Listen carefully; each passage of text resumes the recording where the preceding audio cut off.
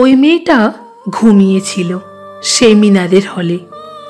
এমন সুযোগ হাতে পেলে নষ্ট করা চলে? এই তো সুযোগ, ঝাঁপিয়ে পড়ো, মেটাও সকল খিদে। চিন্তা কিসের, সামলে নেব মোটা টাকায় বিধে। মেটালো খিদে সকল নেশা, করলো মজা বেশ।